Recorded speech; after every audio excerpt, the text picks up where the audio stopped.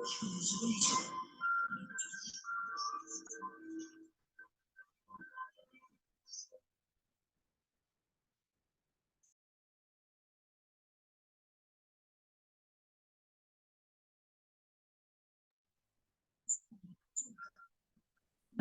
Shalom Bapak Ibu yang dikasihi Tuhan, kita jumpa kembali dalam FWF Osaka, Filmon Wongso Fellowship, obrolan santai keluarga Allah.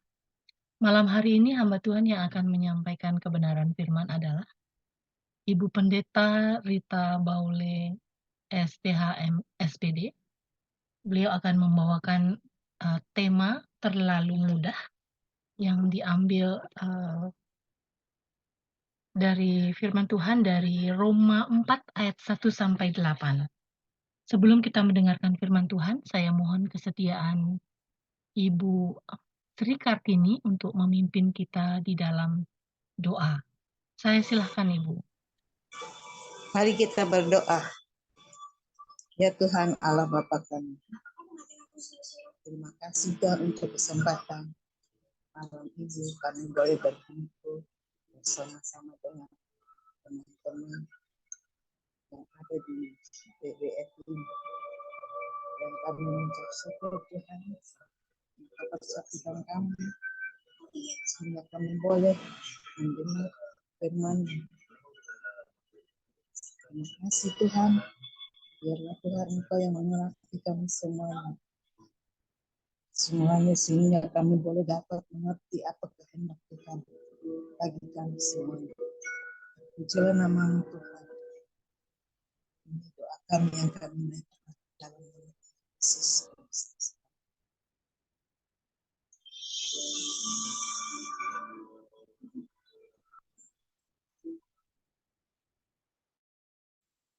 Amin. Sudah amin. Bayu. Ya, baik Ibu. Terima kasih. Selanjutnya saya beri waktu untuk Pendeta Rita Baule untuk mengambil alih yang akan membawakan renungan firman Tuhan malam hari ini. Silakan Ibu. Di-unmute Ibu.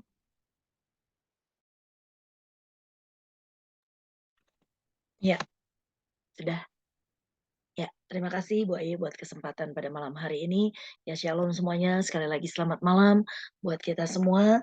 Selamat berjumpa di FWF Osaka ya, untuk kita sama-sama belajar.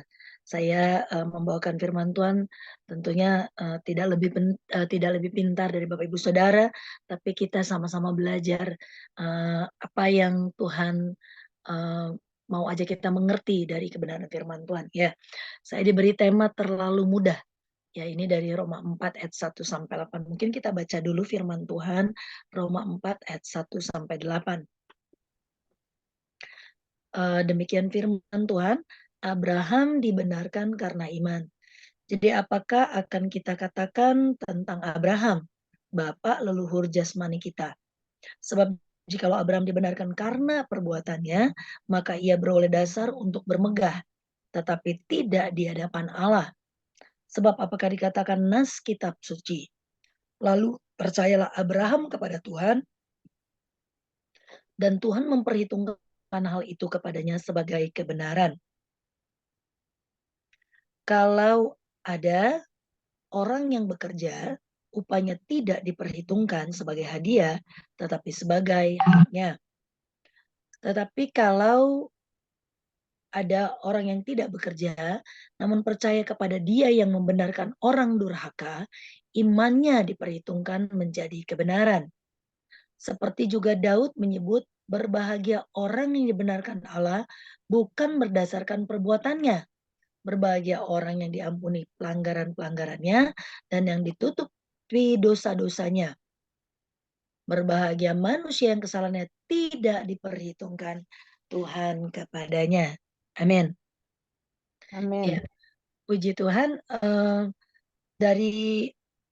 Saya tidak akan terlalu panjang membahas firman Tuhan ini karena memang kondisi keadaan juga yang lagi nggak enak badan. Ya, jadi dari nats pembacaan kita malam hari ini, bagaimana kita akan mempelajari bahwa seorang tokoh Alkitab yang kita kenal sebagai tentunya Abraham sampai punya julukan Bapak orang percaya, ya. Tentu punya julukan seperti itu karena dia bukan punya iman yang spektakuler juga, tapi dia melakukan apa yang diperintahkan Tuhan dan punya maksudnya imannya sebenarnya Tuhan beri sama seperti kita, tetapi kadangkala kita tidak seperti Abraham. Ini yang spektakulernya Abraham gitu ya. Dia tuh luar biasa sebagai tokoh Alkitab ya. Dia menunjukkan kepercayaannya kepada Tuhan tanpa lebih dulu. Ya tentu saja iman Ibrani bilang belum pernah kita lihat ya, belum pernah timbul dalam hati ya. Ibrani sebentar, saya lihat Ibrani, kita buka Ibrani dulu ya. Iman timbul Ibrani 11 ya. Ya, iman adalah dasar dari segala sesuatu yang kita harapkan dan bukti dari segala sesuatu yang tidak kita lihat. Nah, kita belum pernah melihat ya. Dan tetapi yang kita harapkan, ada sesuatu yang kita harapkan, maka kita memiliki iman. Nah, kembali lagi tadi ke Roma ya. Roma ayat 1 sampai 2. Di sini Paulus mengungkapkan, jadi apakah yang akan kita katakan tentang Abraham, bapa leluhur jasmani kita? Sebab jikalau Abraham dibenarkan karena perbuatannya, ia beroleh dasar untuk bermegah, tetapi tidak di hadapan Allah. Ya, di sepanjang sejarah umat manusia, khususnya dalam perjanjian lama, tidak ada seorang satupun yang disebut bapak orang beriman kecuali Abraham. Tadi saya bilang ya, makanya dia punya julukan bapak orang beriman, ya, bapak orang percaya. Ya, melalui contoh ini, maka Paulus ingin menyadarkan orang-orang Yahudi, ya, sebuah konsep di mana bahwa seorang dibenarkan bukan karena melakukan serangkaian hukum Taurat, ya, tetapi melalui iman, ya. Kalau benar seperti ayat 2 tadi bilang, sebab jikalau Abraham dibenarkan karena perbuatannya, maka ia beroleh dasar untuk bermegah, ya. Kalau benar manusia dibenarkan karena perbuatannya, ya, Abraham tidak Abraham tidak bisa dibenarkan, ya, karena ia tidak memiliki, kan orang zaman dulu melakukan segala yang benar berdasarkan hukum Taurat, ya. Nah, maka Abraham adalah satu-satunya orang yang pasti dipastikan masuk neraka karena ia tidak memiliki hukum Taurat, ya, apalagi melakukannya. Nah, ya, bukan karena itu saja, tapi di ayat 2 jelas kan, Paulus mengungkapkan bahwa kalau Abraham dibenarkan melalui perbuatannya, maka ia akan bermegah. Ya, akan bermegah artinya dia akan merasa, oh ya inilah perbuatanku gitu ya. Di hadapan manusia, artinya bisa sombong, ya mungkin dikatakan bisa sombong ya di hadapan manusia, membanggakan diri. Ini loh aku gitu ya. Ya, tetapi karena dibenarkan bukan karena perbuatannya, ya, dia tidak bisa sombong, ya. Nah, karena jika seorang dibenarkan melalui perbuatannya, sekali lagi tadi, dia bisa bermegah diri, dia bisa membanggakan diri, dan sebagai orang yang berbuat baik, dia merasa dia nggak butuh Tuhan. Dia bisa menolak Tuhan. Karena ngapain gua butuh Tuhan? Toh apa yang gua lakukan udah baik kok, udah benar, gitu kan ya. Nah, manusia dibenarkan bukan karena perbuatannya. Ya, ini jelas di ayat 3 bilang, karena iman kita, balik lagi ke Roma 4 ayat 3 bilang, iya, sebab apa, saya bingung nih bacanya Bu Ayu. Ya, sebab apakah yang dikatakan nas kitab suci? Lalu percayalah Abraham kepada Tuhan, dan Tuhan memperhitungkan hal itu kepadanya sebagai kebenaran. Nah, tadi saya bilang karena manusia dibenarkan bukan karena perbuatannya, justru itu Abraham tidak bisa bermegah, ya, ya, dia tidak bisa bermegah karena perbuatannya. Tetapi di sini jelas, lalu percayalah Abraham kepada Tuhan, ya. Paulus mengambil ayat kutipan melalui Kejadian 15, ya. Coba Kejadian 15 ayat 6. Ketika Tuhan ingin memberikan keturunan kepada Abraham. Kejadian 15 ayat 6.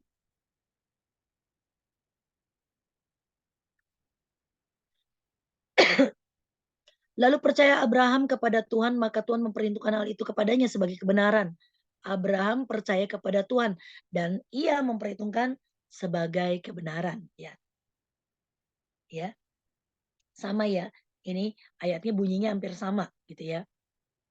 Nah, ayat ini juga muncul dalam Galatia 3 ayat 6.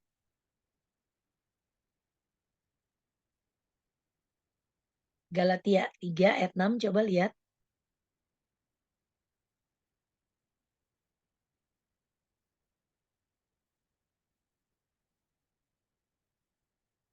Secara itu jugalah Abraham percaya kepada Allah, maka Allah memperhitungkan hal itu kepadanya sebagai kebenaran. Ya.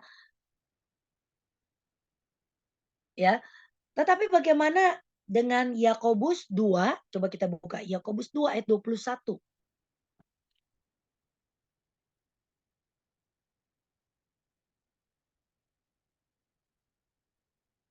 Yakobus 2 ayat 21.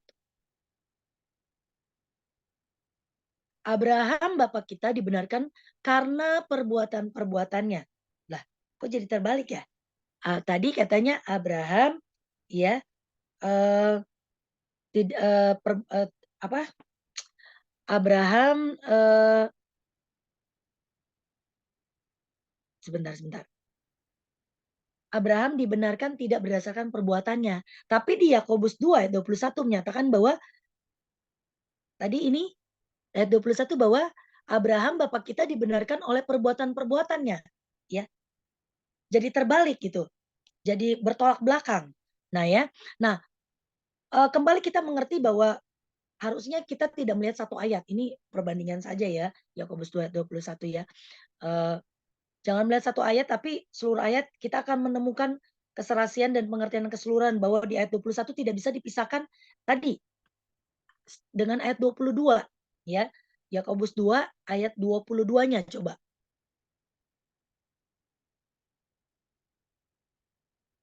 Ya, kamu lihat sebentar, saya nggak terlalu kelihatan di sini sebentar.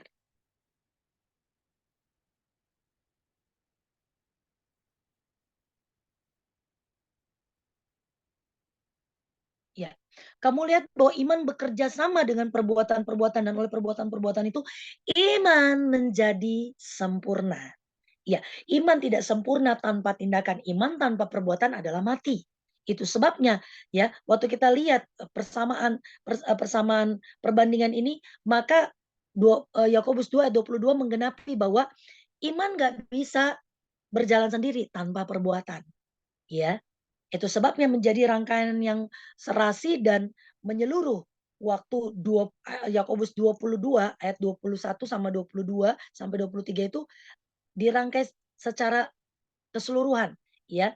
Di mana kita mengambil kesimpulan bahwa sungguh Abraham ya dibenarkan karena iman, tetapi juga disertai dengan perbuatan-perbuatannya, ya.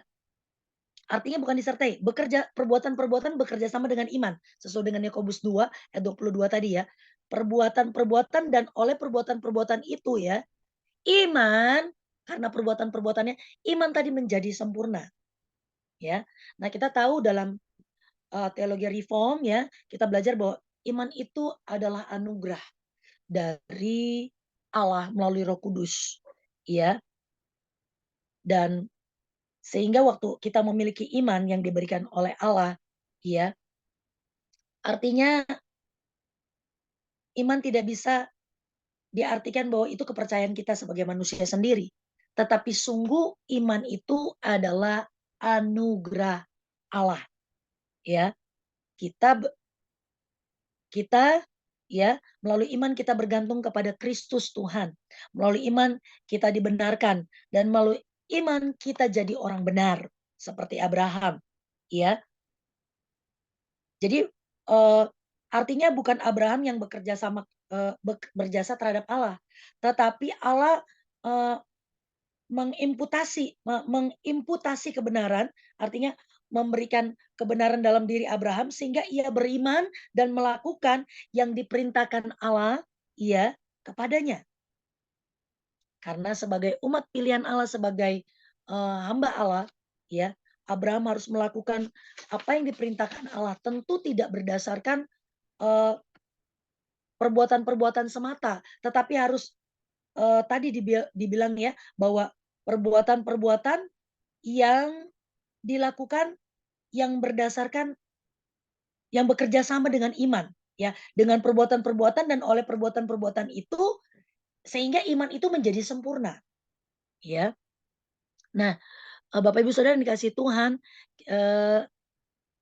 iman itu semata-mata sekali lagi adalah anugerah Allah melalui tindakan Roh Kudus yang mengefektifkan iman kita di dalam hati kita, dan itu pilihan. Karena banyak orang percaya tidak juga beriman, tidak bisa melihat perbuatan yang ajaib, karena tidak memiliki iman yang kuat di dalam Tuhan, Ketika kita beriman kepada Yesus Kristus, ingat baik, itu bukan hasil usaha kita. Itu bukan hasil usaha kita, tetapi itu murni dari Allah. Karena hanya Allah saja yang melalui proses keselamatan kita akan menyempurnakannya. Seperti Efesus 2, mari kita buka Efesus 2 ayat 1. Efesus 2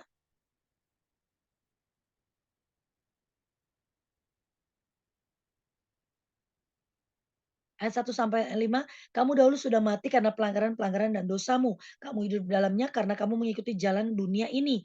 Karena kamu mentaati penguasa kerajaan angkasa, yaitu roh yang sekarang sedang bekerja di antara orang-orang durhaka. Sebenarnya dahulu kami semua juga terhitung di antara mereka. Tetapi kami hidup di dalam hawa nafsu dan daging, dan menuruti daging dan pikiran kami yang jahat. Pada dasarnya, sebentar. Tadi ayat berapa ya? Pada dasarnya kami adalah orang-orang yang harus dimurkai, sama seperti mereka yang lain. Tetapi Allah yang kaya dengan rahmat, oleh karena kasih-Nya yang besar, yang melimpahkannya kepada kita, telah menghidupkan kita bersama-sama dengan Kristus. Sekalipun kita mati oleh kesalahan-kesalahan kita, oleh kasih karunia, kamu diselamatkan. Ayat 8 sampai 9-nya. Ayat 8 sampai 9. Sebab karena kasih karunia kamu diselamatkan oleh iman. Itu bukan hasil usahamu, tetapi pemberian Allah. Itu bukan hasil pekerjaanmu. Jangan ada orang yang bermegah diri. Di sini jelas dikatakan bahwa iman itu hasil pemberian Allah, bukan hasil usaha kita, bukan pekerjaan kita. Itu karena aku loh. Enggak. Tapi itu memang pemberian Allah. Kita memiliki iman karena pemberian Allah. Pemberian Allah. Jadi kita harus bersyukur, bersyukur, dan sungguh-sungguh kita menyadari bahwa kalau bukan Tuhan yang memberikan, kita nggak memiliki iman dan kita nggak mungkin diselamatkan. Karena iman kita diselamatkan. Nah, jadi betapa melimpahnya anugerah Tuhan dalam kehidupan kita, di dalam kita beriman kepada Yesus Kristus, Sekalipun kita dulu berdosa, terpisah dari Allah, tidak lagi punya hubungan yang dekat dengan Allah, tidak lagi bisa diselamatkan. Tetapi karena kita dianugerahkan oleh Allah, iman, sehingga Allah saja yang patut dipuji dan disembah, kita memiliki anugerah iman itu, sehingga kita bisa menjadi orang yang diselamatkan, menjadi orang yang diangkat dari segala hukuman dosa, dari segala kekekalan, kematian kita yang kekal. Kita sudah diselamatkan oleh Allah. Nah, ayat 4, ayat 5 dari Roma tadi, kembali lagi ke Roma, ayat 4, ayat 5. Roma 4, ayat 4 sampai 5. Berkata, kalau ada orang yang bekerja, nah ini menjadi perikop, kalau ada orang yang bekerja upahnya tidak diperhitungkan sebagai hadiah, tetapi sebagai haknya. Kita tahu kalau kita semua bekerja, tentu setelah kita bekerja, mungkin 1 bulan, mungkin ada yang 1 hari, ada harian upahnya, ada yang mingguan, kita berhak. Itu bukan sebagai hadiah kalau kita mendapat upah, tapi itu hak kita karena kita sudah bekerja. Kita sudah melakukan pekerjaan yang memang diperintahkan mungkin oleh atasan kita, oleh perusahaan kita, ya oleh bos kita. Jadi kalau kita diberi upah itu bukan sebuah hadiah, tetapi itu memang hak kita karena kita sudah melakukan. Jadi tidak ada upah tanpa pekerjaan, ya. Jadi ada pekerjaan pasti ada upah, ya. Nah, tetapi kalau ada orang yang tidak bekerja, ayat 5 berkata, ya, tetapi kalau ada orang yang tidak bekerja, namun percaya kepada Dia yang membenarkan orang durhaka, imannya diperhitungkan menjadi kebenaran. Ya. Nah, di sini Paulus membandingkan ada 2 macam orang, ya. Orang yang bekerja, orang yang pertama adalah orang yang bekerja yang secara otomatis mendapatkan upah. Tentu kalau kita bekerja kita mendapatkan upah, ya. Tetapi haknya harus diterima karena ia sudah menunaikan kewajibannya, ya. Orang yang pertama udah bekerja, kemudian dia dapat upah, ya. Jadi upah ini bukan hadiah, tetapi memang hak, ya. Ada hak dan kewajiban. Hak kita bekerja, kita sudah melakukan semuanya dengan baik, maka kita berhak mendapatkan upah kita, ya. Tetapi hak yang tentu tadi setelah kita sudah melakukan kewajiban. Nah, sungguh sulit menemukan orang-orang Indonesia seperti ini karena kita nggak bisa menunaikan kewajiban dulu, baru kita mendapat upahnya, ya. Rata-rata kalau orang di Indonesia, ya, kebanyakan upahnya dulu baru bisa bekerja, baru mau bekerja, ya. Mau menunaikan padahal harusnya menunaikan kewajibannya dulu, baru nuntut hak. Tapi ada berapa orang, ada berapa instansi yang bayar dulu, gitu ya, baru pekerjanya bisa bekerja. Ya contoh waktu suami saya bekerja di salah satu tambang gas di Papua di Bintuni, ya itu mereka dikasih uang jalan dulu, uang untuk tinggalin keluarganya dulu, baru mereka bisa berangkat. Kalau enggak ada yang mau berangkat, gitu ya. Jadi seperti perskot gitu. Jadi meninggalkan sesuatu untuk keluarganya dulu. Memang sebenarnya bukan upah, karena mereka belum bekerja.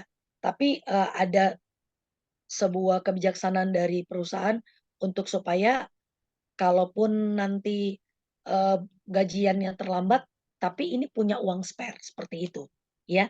Nah, yang justru sebaliknya harusnya kita jalin dulu kewajiban, rata-rata kan gitu, kita kerja dulu sebulan nih, apalagi pegawai negeri, kerja dulu baru nanti dapat upah.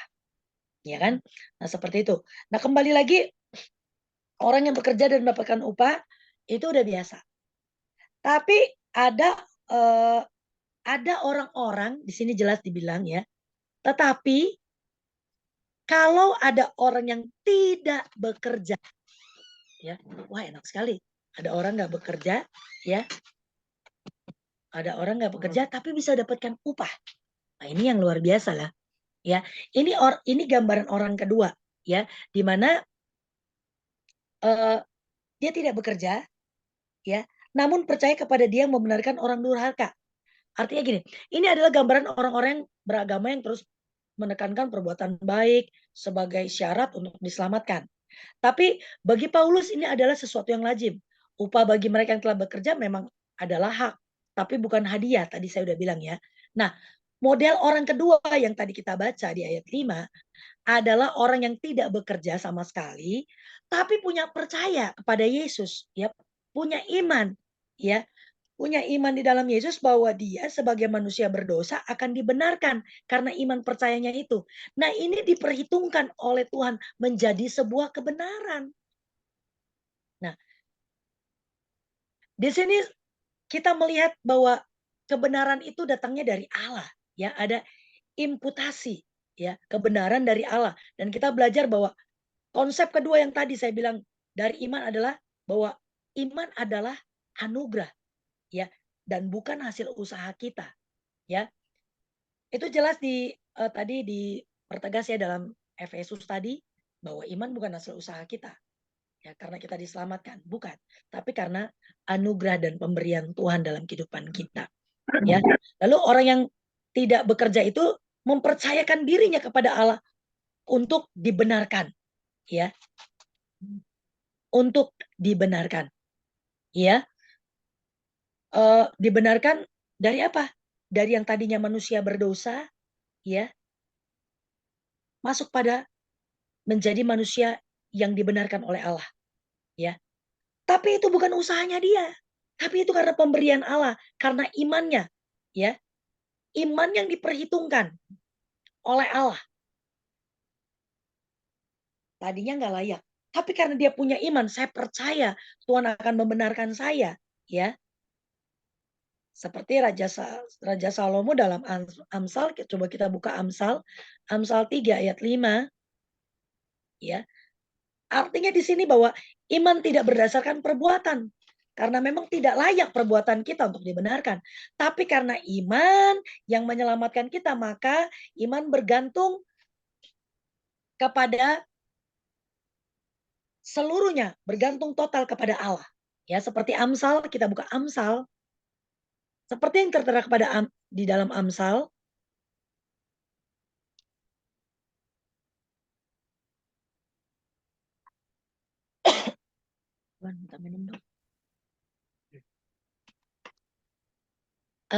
Amsal 3 ayat 5. Raja Salomo mengajarkan, Amsal 3 ayat 5 berkata, percayalah kepada Tuhan dengan segenap hatimu dan jangan bersandar pada pengertianmu sendiri. Nah, percaya kepada Tuhan artinya bergantung total. Ya, kita memiliki iman bergantung total, nggak setengah-setengah, nggak separuh, tapi total semuanya kepada Tuhan dan tidak kepada diri kita sendiri. Yang nggak mungkin kita percaya kita manusia berdosa, kita bisa ngandalin kekuatan kita. Nggak bisa. Iman itu bergantung total sepenuhnya kepada Allah. Dan mempercayai Allah untuk bertindak atas iman percaya kita. Ya. Untuk memperoleh kebenaran dalam Kristus, tentunya kita tahu Paulus berjuang. Ya, tidak hanya menerima anugerah itu nyata, tetapi nyata dalam kehidupannya, tetapi dia berjuang. Ya, ketika Tuhan Yesus menemui Paulus di tengah-tengah perjalanan Damsyik, Petrus dan Rasul Paulus lainnya berjuang agar Tuhan memilih mereka, ya, agar Tuhan memilih mereka.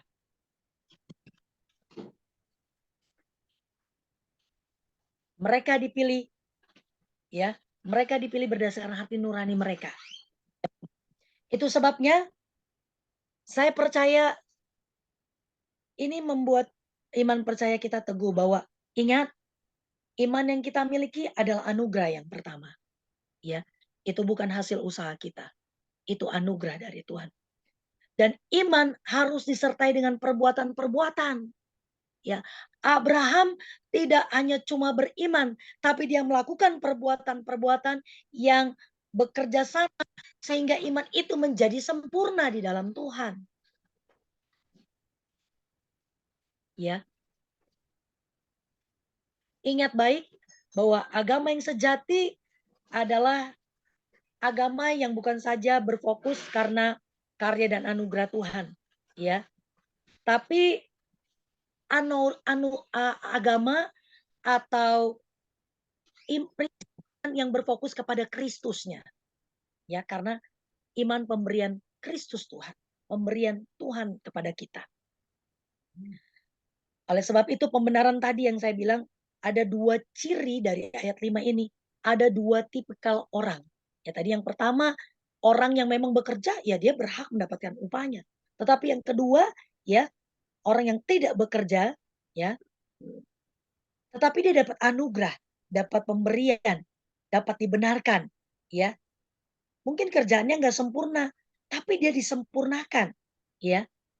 Nah, ini adalah gambaran kita semua sebagai umat pilihan Allah yang berdosa, yang sebenarnya tidak layak, ya, tidak pantas hidup dalam kekekalan bersama dengan Tuhan, tetapi Tuhan menganugerahkan kebenaran itu melalui iman percaya kita di dalam Kristus Yesus. Ya, sehingga mengakibatkan kita yang tadinya menjadi dari gelap menjadi anak-anak terang. Yang tadinya jadi dari orang-orang berdosa menjadi orang yang dibenarkan oleh Tuhan. Ini anugerah. Dan ini bukan karena perbuatan kita, tapi karena anugerah Tuhan yang besar. Ya, tentu saja setelah kita dianugerahkan keselamatan karena iman kita, kita juga harus mengerjakan keselamatan itu. Ya, kita harus mengerjakan karya keselamatan itu dengan iman yang beri dalam kehidupan kita. Ya, jadi